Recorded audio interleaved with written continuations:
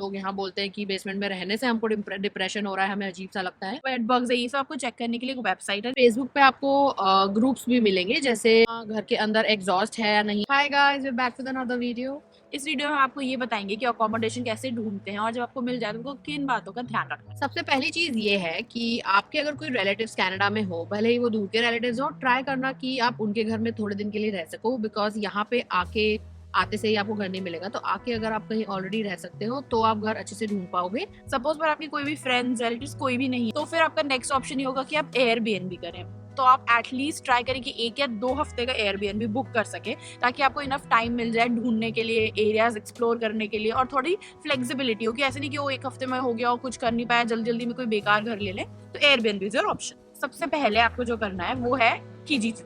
तो वो OLX की तरह होती है, उससे आपको हर चीजें मिल जाती है, फर्नीचर, गाड़ी या जो भी OLX पे रहता था। तो उससे आप फिल्टर डाल सकते हैं कि मुझे रूम नियर सेनेका कॉलेज, और फिर आप फिल्टर ये भी डाल सकते हैं कि आपका कितना बजट है, आपको रूम शेयर करना है कि पर्सनल रूम चाहिए, उस टाइप से सारे फिल्टर्स डाल के आप उस पर सर्च कर सकते हैं। और फेसबुक पे आपको ग्रुप्स भी मिलेंगे, जैसे हम लोग इंडियंस इन टोरंटो करके एक पेज है, वो फॉलो करते हैं। तो वहाँ पे काफी लोग कमेंट करते हैं कि 1 रूम अवेलेबल, एंड वो अपनी स्पेसिफिकेशन उसमें डालते हैं कि उनको किस टाइप के लोग चाहिए। तो अगर आपको वो सही लग रहा है तो आप उनको उस पर कमेंट कर सकते हैं, उनसे बात करके भी ले सकते हैं। ऑल्सो आपके कॉलेज के भी स्पेसिफिक ग्रुप्स होंगे फेसबुक पे। तो आप जिस भी कॉलेज में है उसके नाम से डेफिनेटली कोई ना कोई फेसबुक ग्रुप होगा, तो आप वो ज्वाइन करके आप उसमें भी पोस्ट कर सकते हैं। उसका ये भी बेनिफिट है कि आपके कॉलेज के लोग या आपके क्लासमेट्स भी हो सकता है वहाँ पे सर्च कर रहे हो, या आप उनके साथ आपको घर मिल जाए, which would be convenient for you. Market place पे भी आप सर्च कर सकते हैं, वहाँ पे भी काफ़ी सारे घर के ऑप्शंस अवेलेबल होते हैं। कई बार जब आप इस ग्रुप से खुद से भी पोस्ट कर सकते हैं कि हम लोगों को चाहिए, और आप पोस्ट करेंगे तो रियल्टर्स वहाँ पे कमेंट करेंगे कि कॉन्टैक्ट मी। आप वो भी कर सकते हैं, रियल्टर्स आपको कुछ भी नहीं चार्ज करेंगे, तो जिसके लिए घर को रेंट कर रहे हैं उनको चार्ज करते हैं। और दूसरी एक और चीज़ ये है कि जब आप अपने कोर्स का फेसबुक पेज ज्वाइन करोगे तो आपको मोस्ट प्रॉब्ली ऐसा होगा कि जैसे इंडिया वाले हैं तो वो एक व्हाट्सएप ग्रुप बना लेंगे just to stay in touch and talk about course and everything. तो उस ग्रुप में भी आप फिर देख सकते हो कि किससे आपकी बॉन्डिंग हो रही है और उसके साथ मिलके सर्च कर सकते हो। इसके अलावा जो रहता है वो है ऑन कैंपस रेजिडेंस। वो कंपैरेटिवली आई थिंक महंगा पड़ता है अगर आप रूम शेयरिंग या कुछ से लेते हैं तो, बट आपको कुछ भी नहीं मिल रहा है वर्स्ट केस तो ऑप्शन ट्राई कर सकते हैं। और उसके अलावा कुछ वेबसाइट्स है जिसपे आप घर सर्च कर सकते हैं, वो यहाँ पे हमने डाल दी है। हम लोगों ने ये सारे ऑप्शंस ट्राई करे थे, बट हमें उस पर इतना कुछ अच्छा नहीं मिला। तो फिर हमने जो चीज़ ट्राई की है वो काफ़ी अच्छी है, इंटरेस्टिंग है, आप वो कर सकते हैं। जैसे हम लोगों को टोरंटो में घर लेना था, पहले हम ब्रैम्पटन में रहते थे, तो यहाँ पे घर लेने के लिए हम लोगों ने एक दिन अपना पूरा फ्री करा, और उस दिन हम लोग यहाँ पे आए। एंड देन यहाँ पे जो भी अपार्टमेंट्स वगैरह होते हैं उनके बाहर बोर्ड पे लिखा रहता है, अगर कोई रूम्स अवेलेबल है अंदर तो वहाँ पे वो लिखा होगा, एंड नंबर भी दिया होता है। तो हम लोगों ने यहाँ पे जो स्ट्रीट हम लोग सर्च करके आए थे, कुछ स्पेसिफिक स्ट्रीट्स और एरियाज थे जहाँ हमने सोचा था घर लेना है, बिकॉज वो कंपैरेटिवली बेटर थी हमारे लिए। तो हम लोगों ने फिर उन स्ट्रीट्स पे वॉक किया, जस्ट वॉकिंग, एंड देन जिस भी अपार्टमेंट के बाहर लिखा था कि यहाँ पे रूम्स अवेलेबल हैं, हमने उन्हें उसी टाइम पे कॉल किया, एंड देन ऐसे ही हमें हमारा अभी वाला घर मिला है। We just called them and हमने उसी टाइम घर देखा, and it was I think it was very good, और हम लोगों को सही लगा, and then we got it. अब हम आपको ये बताएंगे कि घर लेते वक्त ढूंढते वक्त आपको क्या क्या चीज़ें बहुत इंपॉर्टेंट है करना। सबसे इंपॉर्टेंट है कि आप कॉलेज का ओरिएंटेशन अटेंड करें, क्योंकि उसमें आपकी तरह और भी क्लूलेस से लोग होंगे जो घर ढूंढ रहे होंगे या जिनको हेल्प चाहिए होगी। तो आप लोग एक ग्रुप बना के ढूंढ सकते हैं, क्योंकि अगर आप अकेले के लिए ढूंढना चाहते हैं तो बहुत डिफिकल्ट पड़ता है, पर अगर आप 3-4 लोग हैं तो आप पूरा एक घर ले सकते हैं, तो कंपैरेटिवली ईजियर हो जाता है और बजट भी काफ़ी फिर अच्छा हो जाता है।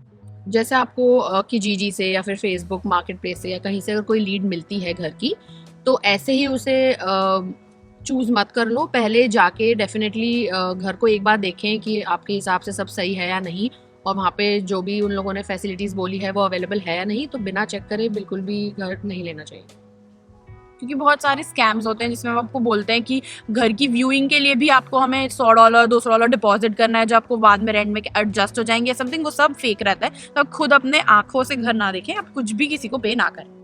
जैसे अभी अदिति ने बोला, यहाँ पे स्कैम्स काफ़ी सारे होते हैं। ऐसा कुछ भी हो सकता है कि कोई प्रिटेंड करेगा कि वो किसी घर का ओनर है और आपसे स्टार्टिंग के 2 महीने का रेंट ले लेगा, और फिर बाद में आपको पता चलेगा वो तो ओनर है ही नहीं। तो ऐसी चीज़ों से बचें। तो इसलिए आप अच्छे से रिसर्च करके ही कोई भी चीज़ डिसाइड करें। ऐसे जल्दबाजी में कभी भी कुछ घर मत लो, वरना ऐसी कुछ प्रॉब्लम्स हो सकती है। और इसी में ये पॉइंट भी है कि आप मतलब 2 पॉइंट्स है कि आप लीज पे नाम रखें या ना रखें। अगर आप लीज पर नाम रखते हैं तो आपको पता रहेगा कि रैंडमली आपका ओनर या लैंडलॉर्ड जो भी है वो ऐसे रेंट इंक्रीज नहीं कर सकता। आपके पास पेपर वर्क रहेगा करेक्ट। लेकिन अगर आप लीज पे नाम रख देते हैं एंड देन आपको लगता है कि आप रूममेट्स के साथ नहीं रह पा रहे हैं तो फिर वो प्रॉब्लम हो जाती है, क्योंकि आपको अगर 1 साल है तो रहना तो पड़ेगा ही।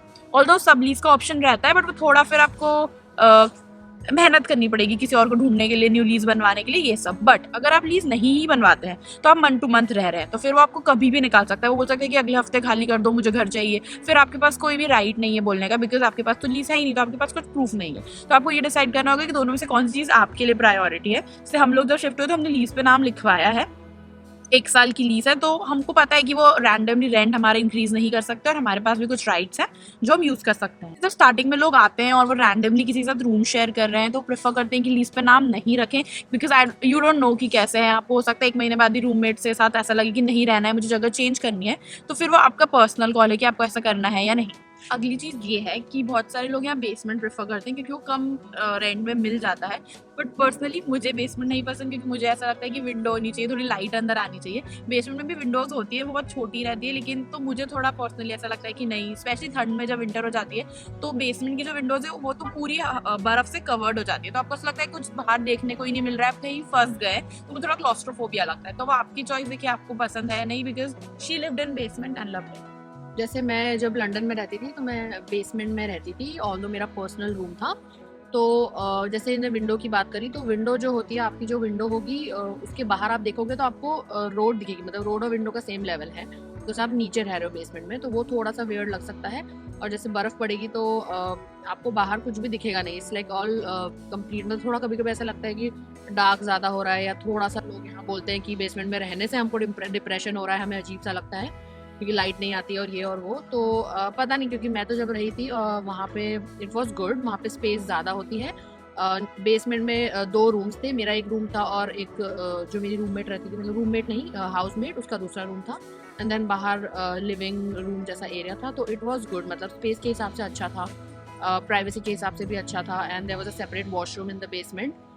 तो I think it was not a bad experience for me, but किसी किसी को नहीं पसंद आता है। अगर आपको बजट कंस्ट्रेंट है, आपको लगता है कि आपको इस सबसे फर्क नहीं पड़ेगा, थोड़े तो आप दिन ले के भी लिए ले सकते हैं। सकते हैं। कई बार आप कुछ अपार्टमेंट्स या कुछ ढूंढते हैं तो उसमें ऐसा होता है कि कॉकरोचेस हैं या बेड बग्स है, ये सब आपको चेक करने के लिए एक वेबसाइट है जिसका नाम ये है। आप इस पे सर्च कर सकते हैं कि उस बिल्डिंग के क्या रिव्यूज है, उसमें किस टाइप का कॉकरोच, गंदगी, ये सब है नहीं, वो इस पे रहता है। जब आप घर लीज पे लोगे तो आपको घर का इंश्योरेंस भी लेना पड़ता है, तो उसके बारे में भी रिसर्च कर लें। और कोई ना कोई इंश्योरेंस तो लेना चाहिए। अलग अलग अमाउंट के इंश्योरेंस आते हैं, तो जो भी आपको सही लगता है वो वाला आप ले सकते हैं। लीस्ट अमाउंट का रहता है जो हमने लिया है वो $15 का रहता है पर मंथ, तो वो आप अपने रूममेट्स में शेयर कर सकते हैं। घर चूज करते टाइम ये भी ध्यान रखें कि वहाँ घर के अंदर एग्जॉस्ट है या नहीं, वेंटिलेशन प्रॉपर है या नहीं, एसी हीटर का प्रॉपर है या नहीं, ये सब आपको चेक करके लेना चाहिए। ऑल्सो अगर आप एक अपार्टमेंट में रहते हैं तो you should check if they have a laundry room. वैसे तो होता ही है अपार्टमेंट में लॉन्ड्री रूम, तो आप लॉन्ड्री रूम वाला ही लें, बिकॉज वैसे यहाँ पे शॉप्स होती है लॉन्ड्री की काफ़ी सारी, बट वो कन्वीनियंट नहीं है, आप बार बार वहाँ पे जाके करो, दैट्स नॉट कन्वीनियंट। तो बेटर है कि आप लॉन्ड्री रूम बिल्डिंग में ही हो। अगर आप घर भी ले रहे हैं और बेसमेंट है या कुछ और ओनर आसपास ही रह रहे हैं, आप उनसे बात करें तो आप उनसे भी क्लियर कर लें, बिकॉज कहीं कहीं पे ऐसा कंडीशन होता है कि आप हफ्ते में एक ही बार लॉन्ड्री कर सकते हैं या फिर आपको बाहर की क्लीनिंग भी करनी है कभी कभार, तो वो आपको क्लियर करना पड़ेगा। रेंट के अलावा ये भी ध्यान से चेक कर लें कि यूटिलिटीज़ के कितने चार्जेस हैं, बिकॉज रेंट के अलावा होती है कुछ यूटिलिटीज़ उसमें इंक्लूडेड होती है, कुछ अलग से होती है, तो वो भी ढंग से पता कर लें। अगर सपोज आपको नहीं पता है कि यूटिलिटीज क्या होता है, तो बेसिकली यहाँ पे आपको पानी के पैसे देने होते हैं और हीट के पैसे देने होते हैं, ये 2 चीज़ रहती है। उसके अलावा वाईफाई भी है, ये 3 चीज़ें जो आपके रेंट से अलग रहेगी, तो आपको उसका भी सॉर्ट कर लेना है लैंडलॉर्ड से या अपार्टमेंट से कि उसका कैसा क्या चार्ज है, आपकी जो अपार्टमेंट या घर है वो वाईफाई रेडी है क्या, ताकि आप जब अपना वाईफाई खुद का लगवाएं तो ये आपको क्लियर करना रहेगा।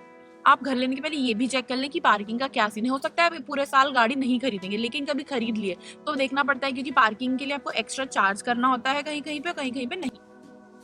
ऑल्सो जैसे यहाँ के वॉशरूम्स में वाटर जेट नहीं होता है, but if you feel more comfortable with that तो आप वो लगवा सकते हैं। वो आप अपने पहले लैंडलॉर्ड या फिर बिल्डिंग मैनेजर से आप पूछ लो कि इज़ दैट ओके, बिकॉज कहीं कहीं पे अलाउड नहीं होता, वो मना भी कर सकते हैं। और अगर वो ओके है तो फिर आप वो लगवा सकते हैं। जैसे अपार्टमेंट में तो आपको परमिशन लेने की जरूरत नहीं है क्योंकि इतनी बड़ी बिल्डिंग है तो they don't go to every place. पर आप किसी घर में रह रहे हैं और स्पेशली बेसमेंट है या ओनर ऊपर ही है, आसपास ही है, तो उनको प्रॉब्लम हो सकती है। तो आपको उनसे क्लियर करना पड़ेगा कि हम बीडे लगवा रहे हैं या जेट लगा रहे हैं खुद से या ऐसा कुछ। अगर आपको और कोई क्वेश्चंस हो अकोमोडेशन से रिलेटेड तो यहाँ पे आप रिप्लाई अगर आपको अकोमोडेशन से रिलेटेड और भी क्वेश्चंस है तो आप यहाँ कमेंट कर सकते हैं। और if you are planning to come to Canada, ये वीडियो को ध्यान से देखें और अपने फ्रेंड्स के साथ भी शेयर करें। All the best for your house hunting and please subscribe to our channel. Bye. एक सेकंड, फर्स्ट पॉइंट क्या बताना? जल्दी उसको ले लो ग्रुपर के लिए। अरे जल्दी छोड़ लो। अभी। कूदता इतना मस्त है, वो ना आया तो उसके ऊपर कूद। मुझे नहीं पसंद। सपोज आपने ट्राई कर लिया और नहीं मिल सॉरी रहा, वापस मैंने कुछ बोल दिया था।